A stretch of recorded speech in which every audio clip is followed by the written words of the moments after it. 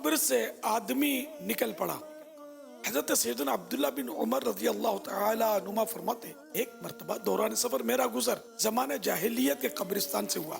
حقائق ایک مردہ قبر سے باہر نکلا، اس کی گردن میں آگ کی زنجیر بندھی ہوئی تھی۔ میرے پاس پانی کا ایک برتن تھا، جب اس نے مجھے دیکھا تو کہنے لگا اے عبداللہ مجھے تھوڑا سا پانی پلا دو۔ میں نے دل میں کہا اس نے میرا نام لے کر مجھے پکارا ہے، یا تو یہ مجھے جانتا ہے یا عربوں کے طریقے کے مطابق عبداللہ کہہ کر پکار رہا ہے۔ پھر اچانک اسی قبر سے ایک اور شخص نکلا، اس نے مجھ سے کہا اے عبداللہ اس نافرمان کو ہرگز پانی مت پلانا، ایک کافر ہے۔ دوسرا شخص پہلے والے کو گھسیٹ کر واپس قبر میں لے گیا۔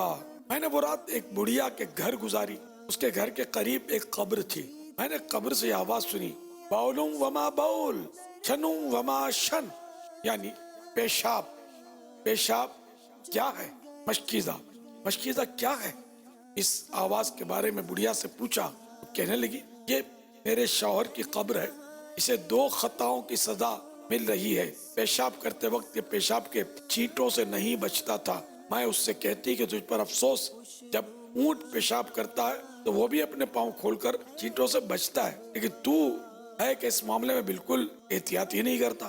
میرا شوہر میری ان باتوں پر کوئی توجہ نہ دیتا۔ پھر یہ مر گیا تو مرنے کے بعد سے آج تک اس کی قبر سے روزانہ اسی طرح کی آوازیں آتی ہیں۔ میں نے پوچھا شنوں وما شن یعنی مشکیزہ، مشکیزہ کیا ہے؟ یہ آواز آنے کا مقصد بڑھیا نے بتایا ایک مرتبہ اس کے پاس ایک پیاسا آدمی آیا، اس نے پانی مانگا تو اس نے اس کو پریشان کرنے کے لیے خالی مشکیزے کی طرف اشارہ کرتے ہوئے کہا جاؤ اس مشکیزے سے پانی پی لو۔ وہ پیاسا بے تابانہ مشکیزے کی طرف لپکا، جب اٹھایا اسے خالی پایا، پیاس کی شدت سے وہ بے ہوش ہو کر گر گیا اور اس کی موت واقع ہو گئی۔ پھر جب سے میرا شوہر مرا ہے آج تک روزانہ اس کی قبر سے آواز آتی ہے۔ اللہ اکبر۔ اے عاشقان رسول، پیشاب کر کے جو لوگ پاکی حاصل نہ کر کے بدن اور کپڑے وغیرہ ناپاک کر لیتے ہیں ان کو بھی ڈر جانا چاہیے۔ یہ فرمان مصطفیٰ صلی اللہ تعالی علیہ وآلہ وسلم ہے، پیشاب سے بچو، عام طور پر عذاب قبر اسی کی وجہ سے ہوتا ہے۔ اے عاشقان رسول، اس حکایت سے یہ بھی پتہ چلا کہ دکھیاروں کی مدد کرنی چاہیے اور اس کو تکلیف نہیں پہنچانی چاہیے، ورنہ قیامت میں بڑی شرمندگی ہوگی۔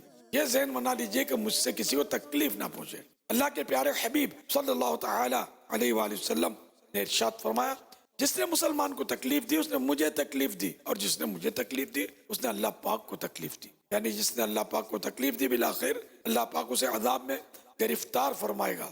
اور فرمایا وہ شخص ہمارے گروہ میں سے نہیں ہے جو مسلمان کو دھوکہ دے یا تکلیف پہنچائے یا اس کے ساتھ مکر کرے۔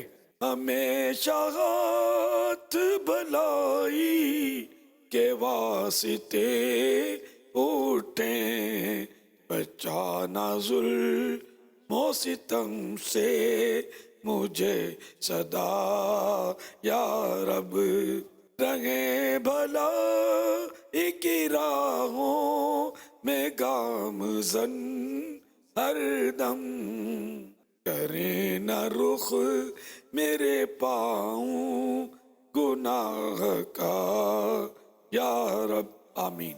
جاہ النبی الامین صلی اللہ تعالی علیہ وآلہ وسلم۔